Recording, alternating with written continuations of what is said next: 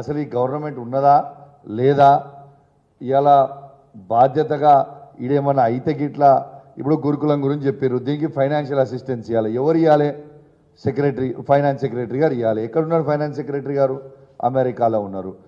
ఫ్లైట్లో పోయినరు.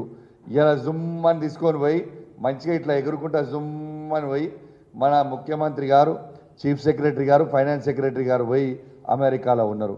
నేను ఒక్కటే అడుగుతున్నా ఈ ముఖ్యమంత్రి గారిని, మీరేమన్నా అమెరికా ప్రెసిడెంట్ కాంటెస్ట్ చేద్దామని ఆలోచనలో ఉన్నారా అని అడుగుతా ఉన్నాను రేవంత్ రెడ్డి గారిని. అసలు ఇక్కడ ప్రజలందరూ ఇబ్బంది పడుతూ ఉంటే ఎంజిఎం హాస్పిటల్లో నిన్న కుక్కలు గరిచి ఒక చిన్నారి పుట్టిన అబ్బాయిని చంపేసినాయని వస్తూ ఉంటే ఒక్కరు కూడా స్పందించరే. అసలు ఈ ముఖ్యమంత్రి గారిని ఇంకో ప్రశ్న నేను అడగాలన్నా అనుకుంటున్నాను. తను ఏమన్నాడు? తను పిసిసి ప్రెసిడెంట్గా ఉన్నప్పుడు ఎన్ఆర్ఐలని ఏమన్నాడు?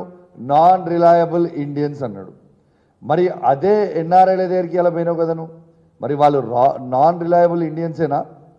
మరి మీరు నాన్ రిలయబుల్ ఇండియన్స్ దగ్గరికి పోయినప్పుడు నాకు కొందరు అమెరికా నుంచి నా ఉన్న ఫ్రెండ్స్ కానీ నా కజిన్స్ కానీ ఫోన్ చేస్తూ ఉన్నారు. మరి మమ్మల్ని ఈయన నాన్ రిలయబుల్ ఇండియన్స్ అని ఆనాడు అని ఇవాళ మా దగ్గరికే వస్తున్నాడు కదా.